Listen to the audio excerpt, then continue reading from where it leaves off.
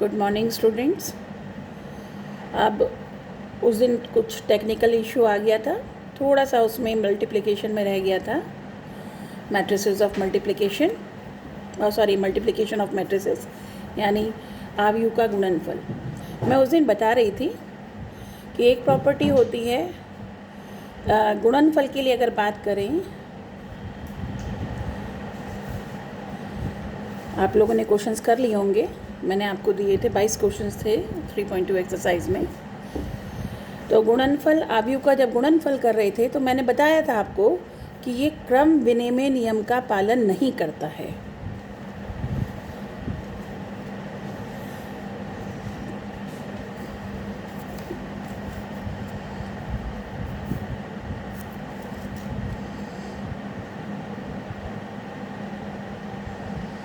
नहीं करता, लेकिन साहचर्य नियम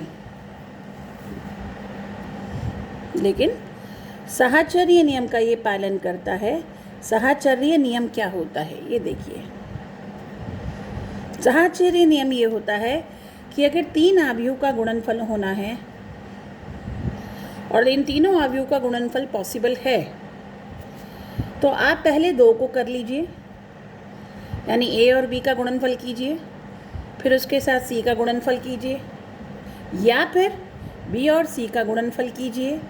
जब ये हो जाए उसके बाद ए गुणा बी सी, इसमें ऑर्डर याद रखना ज़रूरी है क्योंकि मैं पहले ही बता चुकी हूँ कि क्रम विनिमय नियम का पालन नहीं करता, इसलिए ए बी सी कभी भी बी सी ए के बराबर नहीं होगा। ज़रूरी नहीं हमेशा बराबर हो, कभी हो सकता है, नहीं भी हो सकता, लेकिन साधारणतः हम ये नहीं कह सकते कि दोनों बराबर होंगे। तो इसलिए साहचर्य नियम के लिए ज़रूरी है कि ऑर्डर मेंटेन रहेगा, यानी पहले ए है, बाद में बी है, फिर सी है, इसी क्रम में ये रहेंगे। लेकिन किन 2 को पहले करना है, या तो ए बी को पहले करो या बी सी को पहले करो, एक ही बात है। रिजल्ट दोनों में अपरिवर्तित रहेगा, यानी रिजल्ट पे प्रभाव नहीं पड़ेगा। तो कहने का मतलब है हम साहचर्य नियम का गुणनफल के लिए साहचर्य नियम का पालन होता है। दूसरी प्रॉपर्टी होती है वितरण नियम, यानी डिस्ट्रीब्यूटिव प्रॉपर्टी। यहाँ योग और गुणन दोनों की बातें हैं। 3 आव्यूह हैं कि ए का बी और सी के योग से गुणा हो रहा है, तो या तो बी और सी को पहले योग करिए अगर संभव है तो, और फिर ए से गुणन करें, ये भी अगर संभव है तो। अगर ऐसा है तो ये सेम है, चाहे तो आप ए और बी का गुणनफल पहले कर लीजिए और फिर ए और सी का कर लीजिए और फिर इन दोनों का योग कर लीजिए। तो इस तरह के नियम को हम कहते हैं वितरण नियम। तो ये 2 प्रॉपर्टी हमारी पिछले वीडियो में छूट गई थी और कहीं कहीं ये यूज़ होती है, या कई बार क्वेश्चन ऐसे आ जाता है कि वेरीफाई करो, यानी इन नियमों को सिद्ध करो। तो उसका तरीका ये होता है कि लेफ़्ट साइड लेंगे, लेफ़्ट साइड को सॉल्व करके दिखाएंगे। जैसे ये वाला क्वेश्चन है, इसमें ए बी सी आपको ऐसी आव्यूह दी होगी जिनका गुणनफल संभव है, ए बी सी संभव है। तो उसमें पहले लेफ़्ट हैंड साइड लिखेंगे, ए और बी का गुणा करेंगे, जब रिज़ल्ट आएगा उसके साथ फिर सी को गुणा करेंगे। फिर राइट हैंड साइड लेंगे, उसमें पहले बी और सी का गुणा करेंगे, फिर ए गुणा बी सी को सॉल्व करके दिखाएंगे, दोनों बराबर आएगा और इस तरह से ये नियम वेरीफाई होगा। तो ये जो चीज़ें थी ये आपकी 3.2 से पहले ये 2 टॉपिक मेरे रह गए थे पिछली बार, और अब मैं उम्मीद करती हूँ कि 3.2 एक्सरसाइज भी आपने कर ली होगी। किसी को कोई समस्या आ रही है किसी क्वेश्चन में या किसी भी तरह कोई और प्रॉब्लम है तो आप लोग, मेरा फ़ोन नंबर हमारे व्हाट्सएप ग्रुप में दिया हुआ है और उस फ़ोन नंबर से आप मुझे कांटेक्ट कर सकते हैं। प्रिसाइसली कोशिश ये कीजिए कि मुझे आप मैसेज करें ताकि मैं अपनी कन्वीनियंस के हिसाब से आप लोगों को कॉल करूं या आपके जवाब का मैं उत्तर दे पाऊँ। क्योंकि मेरा फ़ोन खुद ख़राब हो गया है, मैं खुद फ़ोन दूसरों से बोरो करके तब मैं इसको यूज़ कर रही हूँ। तो जब तक ये लॉकडाउन नहीं खुलता मैं नया फ़ोन ले भी नहीं सकती। तब तक आप लोगों से निवेदन है कि आप लोग फ़ोन को आप लोग व्हाट्सएप पे मैसेज कर दीजिए। जो कोई भी क्वेश्चन समझ नहीं आ रहा उसको मैं आपको व्हाट्सएप पे ही एक्सप्लेन करके बता दूँगी। अब हम नए टॉपिक पे चलते हैं। हम जो अगला टॉपिक है जिस पे हमारी 3.3 एक्सरसाइज बेस्ड है एनसीईआरटी में, वो है हमारा ट्रांसपोज ऑफ अ मैट्रिक्स। अंग्रेजी में हम कहते हैं ट्रांसपोज ऑफ अ मैट्रिक्स, यानी कि परिवर्त आव्यूह।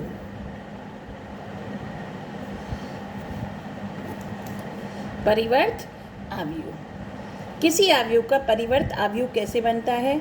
अगर आपको एक आव्यूह ए दे रखा है और मान लीजिए उसका क्रम 3/2 है, लेट सपोज, यानी उसमें 3 रोज और 2 कॉलम है और कुल मिलाकर वो बन जाएगा, उसमें 6 एलिमेंट्स है यानी 6 अवयव है। तो ए ट्रांसपोज यानी ए परिवर्त, हमारी इस किताब में ए डैश लिखा हुआ है, कई किताबों में ये एटी के नाम से भी जाना जाता है। एटी ये ऊपर जैसे घात में आप संख्या लिखते हैं तो वैसे ही ए डैश है, ये 1 नहीं है, ए डैश या फिर ए की पावर टी। ये रिप्रेजेंट करता है परिवर्त आव्यूह को। जिसे रिप्रेजेंट करता है परिवर्त आव्यूह को।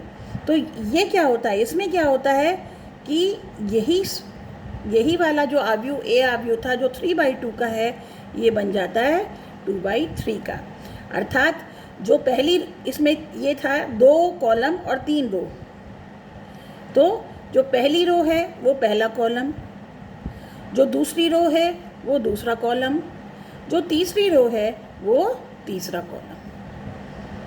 इस तरह से इनमें परिवर्तन हो जाता है, रो का कॉलम में यानी पंक्तियों का स्तंभ में और स्तंभ का पंक्तियों में। जैसे कि मैं एक एग्जांपल करके बताती हूँ। ए 3/2 का ही मैट्रिक्स ले रही हूँ मैं, लेट सपोज 0 1 -1 2 4 5। तो अगर मुझे इसका ट्रांसपोज यानी परिवर्त आव्यूह लिखना हो यानी ए डैश लिखना हो तो ये बन जाएगा पहली रो का पहला कॉलम, दूसरी रो का दूसरा कॉलम, तीसरी रो का तीसरा कॉलम। तो ये जो कि 3/2 था अब ये बन गया 2/3।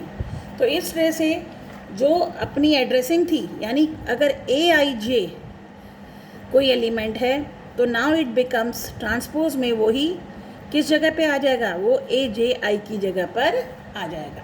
ये दो और AJI वाला AIJ पर, I है यहाँ पर पंक्ति की संख्या, J है यहाँ पर कॉलम यानी स्तंभ की संख्या। तो इन दोनों की आपस में स्थिति बदल जाएगी।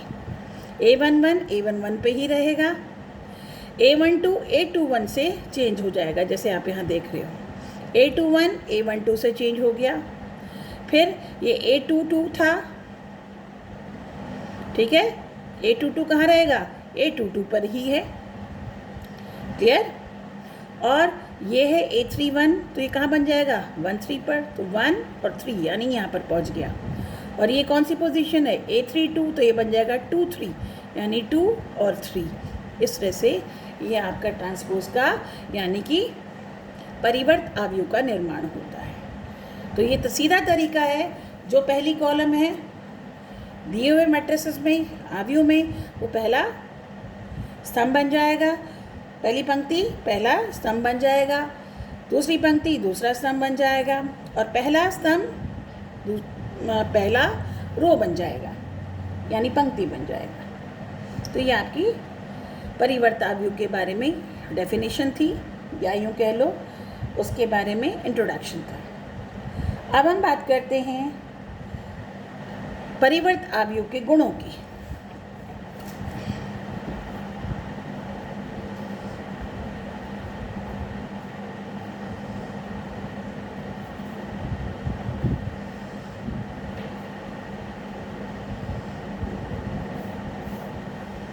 परिवर्त आव्यूह का जो पहला गुण होता है वो कि कोई आव्यूह ए दिया हुआ है और उस ए का परिवर्त का भी दोबारा से एक बार परिवर्त ले लिया जाए तो वो खुद किसके बराबर हो जाता है, ए के बराबर में। जैसे कि आपने ऊपर एग्जाम्पल देखा, ए है आपका 0 1 -1 2 4 5, ए डैश मैंने यहाँ बना दिया। अगर इस ए डैश का दोबारा से मैं एक बार से फिर परिवर्त करूँ तो अब इसका पहली रो क्या बन जाएगा, पहला कॉलम, और दूसरी रो बन जाएगा दूसरा कॉलम। तो आप देख रहे हैं ये दोनों की दोनों बराबर हैं, यानी ए डबल डैश यानी किसी आव्यूह ए के परिवर्त का परिवर्त, ट्रांसपोज का ट्रांसपोज खुद वो आव्यूह के बराबर होता है। दूसरा जो गुण इसका होगा कि किसी आव्यूह ए में के गुणा करें, के कोई भी अदिश राशि है। के कैसी राशि है, अदिश राशि। मैंने पहले ही बताया था अदिश राशि से मतलब होता है कोई भी संख्या, कोई भी फलन, मतलब कि एक कोई राशि या संख्या या कोई फलन, ना कि आव्यूह। के कोई आव्यूह नहीं है, के एक सिंगल संख्या है, ठीक है। और के और को आव्यूह ए से अगर हम गुणा करते हैं और फिर उसका ट्रांसपोज लेते हैं, रिजल्ट सेम होगा कि पहले ट्रांसपोज ले लो और बाद में के से गुणा कर दो, ठीक है। जैसे कि अभी आपने देखा कोई आव्यूह ए, मैं इसी एग्जाम्पल को कंटिन्यू करती हूँ, 0 -1 4 1 2 5, ये आपका ए है। इसे मैं किसी संख्या, मान लीजिए मैं -3 से गुणा करती हूँ, -3 है, तो ये हो जाएगा, मैं बताती क्यों, किसी संख्या से गुणा होगा तो हर एक अवयव उसका गुणा होगा, तो -3 गुणा 0 0, -3 गुणा 1 -3, -3 गुणा -1 3, -3 गुणा 2 -6, -3 गुणा 4 -12, -3 गुणा 5 -15, ये -3 आया। अब अगर मैं इसका ट्रांसपोज लेती हूँ तो ये आएगा, पहली रो का बना पहला कॉलम, दूसरी रो का बना दूसरा कॉलम, तीसरी रो का बना तीसरा कॉलम। ये हुआ -3 ए का परिवर्त। इसके उलट ए डैश हम पहले निकाल चुके हैं यहाँ पर, अगर मैं 3 ए डैश करूँ तो यानी इसको मैं गुणा करूँगी 3 से, तो ये हो जाएगा 3 एक 3 3 0, कितना हुआ 0, -3 सॉरी -3 से गुणा कर रहे हैं तो ये हो गया प्लस का 3, -3 गुणा 4, ये हुआ माइनस का 12, ये हुआ माइनस का 3, ये हुआ माइनस का 6 और ये हुआ माइनस का 15। तो आप देख रहे हैं दोनों बराबर है, अर्थात इससे क्या रिजल्ट निकला कि -3a का transpose is equal to a transpose is multiplied with -3a times, ठीक है। तो इस तरह से ये आपकी प्रॉपर्टी हुई ट्रांसपोज की, दूसरी प्रॉपर्टी हुई। अब आएंगे हम तीसरी प्रॉपर्टी पे।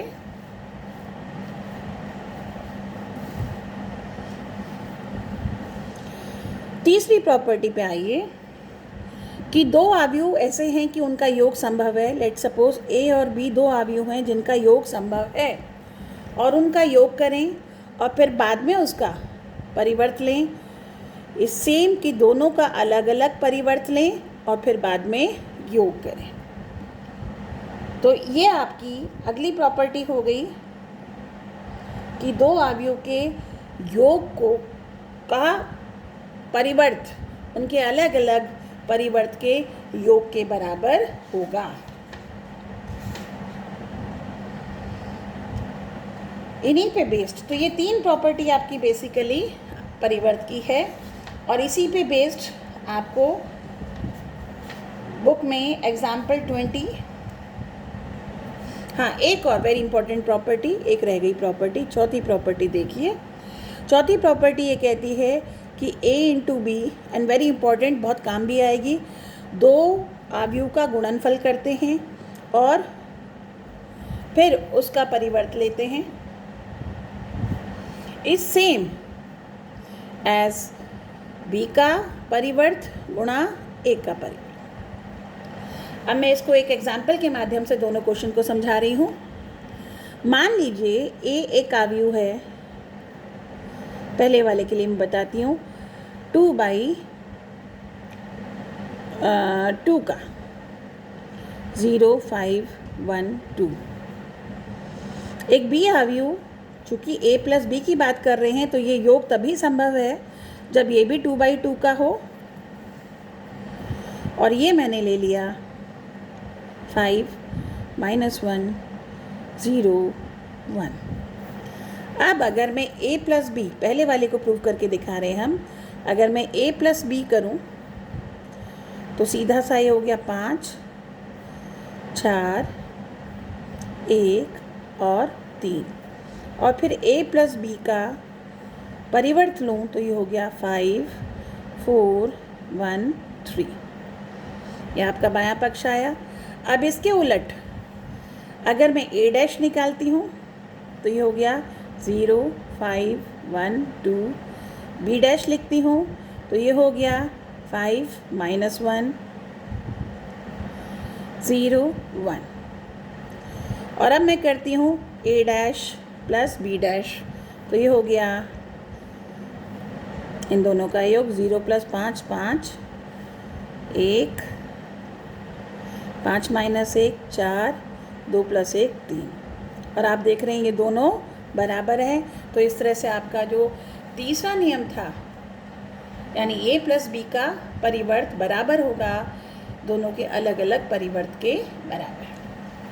अब हम आते हैं चौथी प्रॉपर्टी पे, और चौथी प्रॉपर्टी हमारी ये वाली है।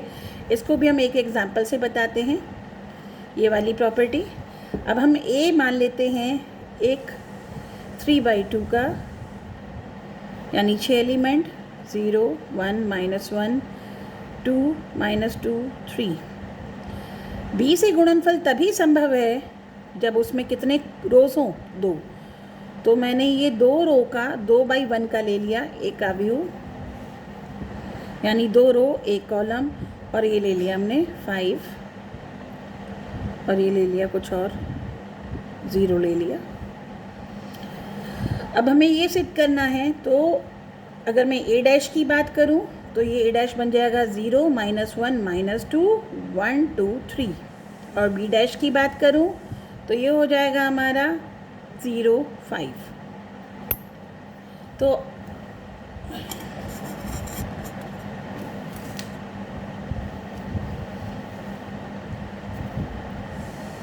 अब पहले लेफ्ट हैंड साइड सॉल्व करते हैं, यानी a और b का गुणनफल। a था 3/2, b था 2/1, तो जो a b होगा वो 3/1। a b जो हमारा आएगा वो 3/1, यानी 3 रोज 1 कॉलम, यानी 3 गुणा 1, कुल 3 एलिमेंट्स आएंगे। तो a b का जो पहला एलिमेंट है उसकी पोजीशन है पहली रो पहला कॉलम, तो a की पहली रो b का पहला कॉलम, तो 5 × 0, 0, 1 × 0, 0, दोनों का योग, यानी 0 × 5 + 1 × 0। अगला है -1 × 5 + 2 × 0। अगला है -2 × 5 + 3 × 0। तो ये आपका अवयव बन के आया 0, -5, और ये हुआ आपका -10।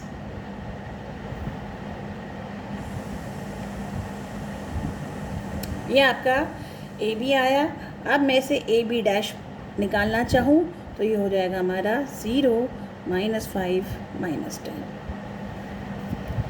ठीक है। अब हम बी डैश ए डैश निकाल के देखते हैं। यहाँ मैं बी डैश निकाल रही हूँ, ये हमारा पहला वाला पार्ट था, और यहाँ से अब हम ये दूसरा पार्ट कर रहे हैं। तो जो बी है, बी डैश ए डैश हम निकालते हैं, तो बी डैश हमारा हुआ 0.5, ये आपका 2/1 का है, और ए डैश है आपका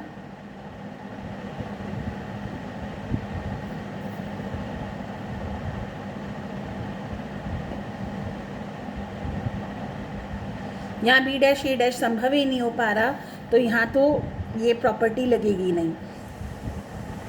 या ये प्रॉपर्टी हुई 1/2, सॉरी ये 1/2 का है, और ये ए डैश है आपका 2/3 का। 0 -1 -2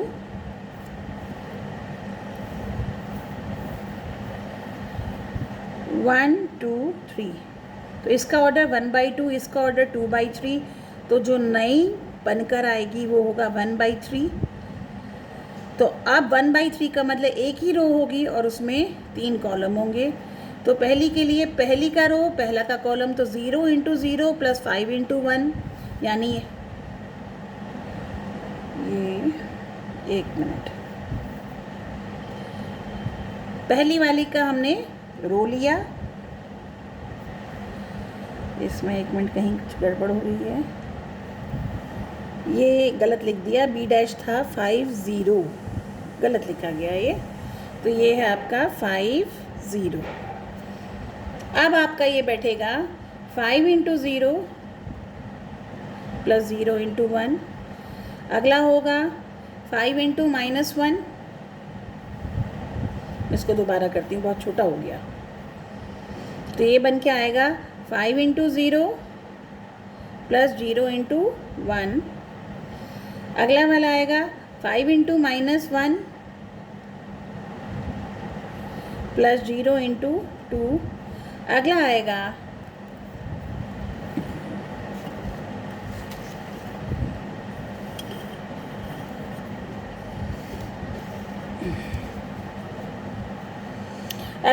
आपका 5 × -2 + 0 × 3, तो ये 1/3 का मैट्रिक्स यहाँ आ गया, और ये सॉल्व करके आया 0, ये आया -5 और ये आया -10, और आप देख रहे हैं दोनों बराबर है, अर्थात आपका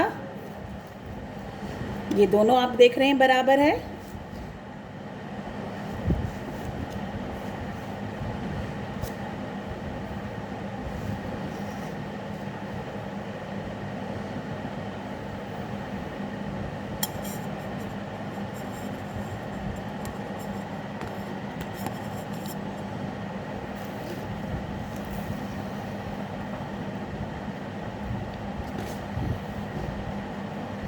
तो आप देख रहे हैं ए बी का डैश 0 -5 -10, और बी डैश ए डैश जो है वो निकल के आया आपका 0 -5 -10, दोनों बराबर हैं, अतः ये आपका दूसरा थ्योरम भी सिद्ध हो गया। बीच में गलती हुई थी क्योंकि बी डैश को गलत लिख दिया था, हमने इंटरचेंज कर दिया था। तो ये आपकी 4 प्रॉपर्टी हैं ट्रांसपोज की, और इन्हीं का ही आप यूज़ करेंगे।